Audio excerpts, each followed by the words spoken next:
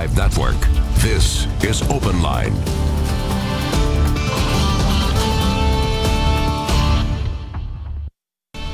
Good evening, everyone. Welcome to OpenLine. I'm Carrie Sharp. Great topic for you tonight. We're kind of pushing the pause button on our normal agenda and our topics and format. Tonight we're talking about one of the lesser known races this election season. By the way, you know, big election day is coming up Thursday, but this race is no less important. We're talking with folks running for the Metro Nashville Public Schools School Board, shaping the next few years of public schools here in Nashville. Tonight we're focusing on District 2. We're going to take the next 3 nights and do this for the contested races for school board. Tonight again, District 2, those are the schools that lead into Overton High School. I have 3 of the 5 candidates here with me tonight. Let me introduce you to them. Edward Arnold, here to my left, Jesse Gentry, and Thomas T.C. Weber. Thank you, gentlemen. Really appreciate you being here tonight. 2 candidates could not be with us tonight. Rachel Elrod canceled here late this afternoon, and Radnir and Noor, who filed the paperwork to run but really has not been heard from since. So, gentlemen, again, thank you for coming. Let's start by talking about who you are, introduce yourself, and why you're running. My name is Edward Arnold. I'm candidate for School Board District 2. As a native Nashvilleian, I've lived in District 2 since 1978, a total of 40 years. I have 3 children in public school, and my oldest child is a senior in high school. As a parent of 3 children, I have been through TCAP, Common Core, and now 10 Ready. I was a candidate in 2014, although I did not win. 2 issues I campaigned on, overcrowding at Haywood Elementary and Tuscany Elementary, was addressed after the campaign was over. At the present time, the population has shifted, so the overcrowding is now at McMurray Middle. There are 14 portables located in McMurray. Some of these are for the renovations, but students are placed at the old Tusculum School, and in 3 to 4 years, the overcrowding will hit Overton. Problems with affordable housing in this area have the potential to shift the population to require redistricting in 6 to 8 years. A conversion of affordable housing on Edmondson Pike caused the removal of about 100 students this year from Norman Binkley. I have 20 years experience teaching, 14 years at Nashville State Tech, and 6 years teaching at Metro Nashville Public School Adult Literacy. For 7 years I was a caseworker for Children's Protective Services, and I earned an MA in sociology and 27 hours toward the educational doctorate in psychology, guidance and counseling during those 7 years. I am currently a doctoral student at TSU in the College of Education Curriculum Instruction.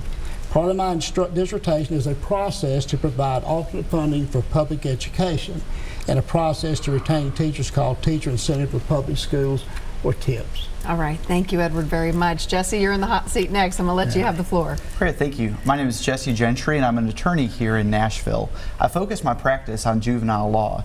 Before going to law school, I was actually in school to be a teacher, and when I was finishing up my student teaching, I had a young man that was arrested in my classroom for marijuana possession. Having that young man leave my classroom in handcuffs was a very jarring experience for me. I believe that education is an issue of justice for our students, and when we're looking at our schools and success of our students, we can't just be looking at how they do in the classroom. When I went to law school, I really wanted to look holistically at my clients and working with them in the justice system, and that's what I do right now in a lot of my work as a guardian ad litem. I decided to run for school board this year when I saw that there was going to be a vacancy, because I thought I could make a lot of change at a policy level, as well as work with these other entities, working with our juvenile courts, working with our nonprofits and our employers to see how all of the issues affect not only our crime rates and our success rates in school, but also our employment rates as well. All right, Jesse, thank you very much. That leaves you, TC. Hi, my name is Thomas T.C. Weber, and well, how did I get here? It's been an interesting trip. 2005, I got married, and my wife decided to go back to school to get her master's in education so she could be a school teacher. I got involved in educational issues, more on the policy level at the national. And so I started a blog on education in 2010 or 11 or something like that, and started diving deeper into issues. About 2.5 years ago, I had a revelation that we needed to focus more on our schools and what was going on. And I continue to get involved more in our local schools. You know, when Edward talks about the overcrowding at Tusculum, That was a long, hard fight to get that school built, and I appeared in front of the school board numerous times. I wrote numerous letters, called numerous people, and still have the people mad at me to prove it. But we got that school built, and it has not relieved the problem, because when we built it, we didn't. We cut some of the classrooms, so now we're having to go again and fight for 4 to 8 more classrooms. But as these fights kept unfolding and we were making limited progress, you know, it was. I went back to the words of young Obama when he said that at some point he realized that a community active could only get so much done, and that if he really wanted to make change, then what he was going to have to do is run for office. And so I waited and thought about it, because I'm sure as many people know, the 90s was a lot of fun for me in Nashville, and I made a lot of bad decisions. And so I had to decide if I was comfortable with that being out there in the public. And I thought it was more important to get in there and take the risk and fight for our schools and fight for our teachers, because I'd built up a network of educators over the last 2 years, and I really had a feel for the issues, and I really had earned their trust, and I felt like I could make change by running for office. And here we are, 3 days away, and we'll find out if I was right or not. That's right. Again, this is District 2, and this is still open line, so we are taking your calls and questions tonight. I'm going to get to those as I ask questions as well. Chris, I know that you're on the line. Hang there for 1 second. I want to ask this question first before we go to the calls. If you had to pick one, what is the biggest challenge facing Metro Nashville Public Schools right now? TC, we'll start with you and work this way. That's a simple answer. It's trust. That's the #1 issue, because there is no trust in the system right now. Why? Because we haven't been transparent and we haven't communicated on all levels. So principals don't trust central office. Teachers don't trust principals. Parents don't trust. The single biggest issue is trust. Last year, Chris Elliott, who at the time was our STEAM director, has since gone on to head up the outdoor education program for the state of Washington, stood up at a meeting at central office and said that very thing. A month later, he was gone. That speaks volumes. So the biggest issue is restoring that trust and getting people to come together and believe in each other and work forward. Jesse, what do you think the biggest issue is? I think the biggest issue is making sure that we can recruit highly talented teachers and retain them. We talk a lot about professional development of our teachers, but when we have teachers leaving after 2 years, we spend a lot of time trying to develop them or add professional development for them. But if they're not here to learn those things or implement those, it's not very useful. And we know that without teachers actually being in the classrooms for our students aren't going to learn. So how do you turn that tide? So I think the biggest thing is to make sure that we're effectively paying teachers. No one wants to work a job that they're not being paid for their time. I think that works not only with the recruitment of teachers, but with keeping them here. When we can show our teachers that we value them by paying them what they're worth, that will help greatly with that, and it will help with the recruitment as well. And we'll talk about the budget coming up, because that has really been hard. The money's hard to come by this year, and it has been in years past. Edward, for you, what is the biggest challenge facing Metro Nashville Public Schools? The parents I've talked to that have been talking to me on the campaign trails, their biggest concern is like the testing. We've gone through, like I said, with my 3 kids, 4 years ago, the biggest issue was Common Core. Parents were upset about how that was being done. That was eventually moved over by the legislature. They basically stopped it. They've instituted 10 Ready, and as most people are aware, this year we really don't know what our kids are doing, because we've had so much trouble with this online.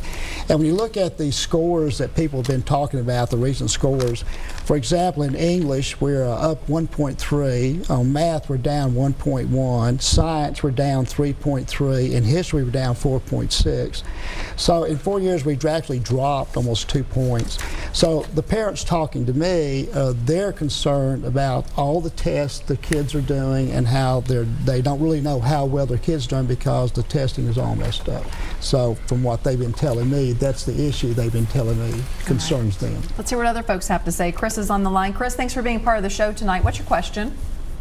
Yes, thank you for taking my call. You're welcome. I know that we have at least 1 or maybe 2 charter schools in District 2. I think Valor is one of them, and I know they're doing some good work over there. What's the candidate's position on charter schools and school choice? Okay, great question. Let's go down the line. We'll start with you, Edward. Charter schools, in the year 2014, we had 12. Now, according to Metro Nashville Public Schools, we have 31. I'm in District 2 where we have Valor. Every parent I've talked to, and even some kids, they like Valor. When you look at the population in District 2, Valor has a total of 508 students. They have 273 in the flagship and 235 in the Voyager. When you go and look at other areas, districts of Nashville, you'll find that Glencliff has 7 of those 31. And when you go and look at Pearl Cone, they have 2, but they share a district with Stratford, which has 5. So, are you for or against charter schools? Well, charter schools have their place, and charter schools are by law. They are by law. They're a part of the situation where you go to Title I schools, and if they don't maintain it, the state either takes it over. It goes to what's called the charter schools takes it over. And so in the situation of Metro Nashville, they took over 3.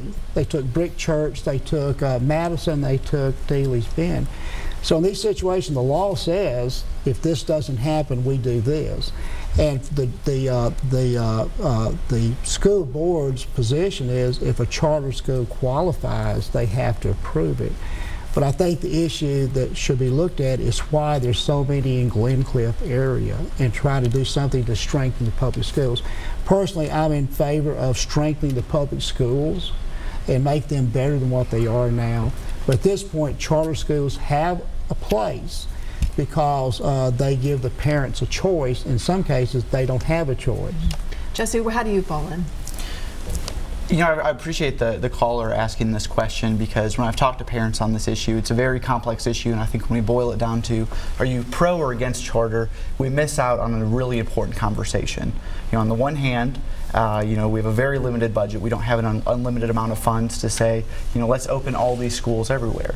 You know, so we have to look at our budget very carefully. And when we're looking at opening new charters or expanding our charters, that potentially is talking about more money that you're moving from some schools that could go to other schools. And I've heard a lot of complaints about, you know, if a charter is not taking in students with disabilities or diversity, that you are potentially creating a system where you have segregation. On the other hand, though, we have some charters that are in operation that do have great diversity, and they're doing great things. And I wouldn't do anything that would undermine the success of our students that are performing well at a charter school. I don't think the answer is, you know, shut down all charter schools. I don't think the answer is open up all new charter schools. So I think that we need to have board members who are going to look very carefully at the data, because I think when we put our politics into it, our students are the ones who miss out. So when we can sit here and actually say, you know, is this a wise decision? Are we spending our money efficiently? Does it make sense with the budget to open a new charter? Are we seeing something different? Is there something that can occur at this charter school that we're going to try something differently? Additionally, I think that when we look at Valor, which is in District 2, Valor does do some things that are different than our traditional public schools. Can we implement some of those things that are successful? Can we learn from things that are not working with them? So I think that we need to be working hand in hand with our charter schools and our public schools so that all of our students can succeed. I wouldn't classify myself as pro or against charter. I want to see our students, all of our students, succeed, and I understand the complexities that go into a decision to open another charter school. So, you know, I would hate to say that one way or the other. I just know that it's very complex, and when we start putting our politics into it, we all just miss out and we all are harmed. All right, TC, you get the final word on this one. Well, this is an interesting one because of all the candidates in the District 2 race, I don't think anybody has the depth of history on this subject that I do. I've had a front row seat for the charter school war since way back in 2012, and I've got the scars to prove it. At some point, I came to the realization that we were chasing our own tail by arguing about this. We were going round and round and round, and schools were suffering. Teachers were leaving left and right, so we had a huge turnover. There was no consistency for students. Buildings were in dire needs. You know, Tusculum, they were in portables, 26 of them. McMurray is a construction site for the last year. We weren't providing in our traditional schools the necessities that were needed for our children. And so I had a little shift that I said, you know, right now, I just don't have the time nor the energy to argue about charter schools. Until we fix these problems, until we are giving every child a quality education, that's where our focus needs to be. And we are in such need there that we can't divide our focus. We can't allow ourselves to get distracted. We have to solve the problem of teacher retention. We have to solve the problem of making sure that our kids are going to schools in adequate areas. And before I ran, I took about 6 months and I sat down with all the people on the other side and I said, I did this in 2012 or 2014 and I did this in 2016. I'm not doing it again. I'm not going to be a part of a scorched earth campaign where we all sit around and point fingers at each other and tell each other how bad the other side is. We need to come again together and we need to work to make all schools, okay? The charters that are here are MNPS schools. The families that go to those schools are MNPS families. They all deserve the same rights and privileges as being a part of MNPS. And just like Hume Fogg that is doing tremendous work, so is Valor. And we should be celebrating those families in those schools instead of arguing over semantics right now. Some of the stuff may be scalable, some of it may be not. But there's still things that we can do to make all of our schools better. And I realize that that's an answer that runs the risk of making nobody happy. You know, the people that are anti-charter said that I'm waffling and giving in the fight. The people that are, the people on the, you know, the pro-charter say, well, you're still not for charters. The bottom line is I'm for making MNPS schools the best they can possibly be and not to allow us to get distracted. There's enough issues right now for us all to keep busy with, and so that's where I fall on that issue. And Valor's doing tremendous work right now, and that shouldn't be taken away from them. Okay, we're off to a good start here, talking about the District 2 for the school board race here in Metro Nashville. When we come back, Karen, I see you on the line. We'll get to your call, and I'm also going to ask the gentleman whether they support Dr. Joseph and his administration. Stay with us.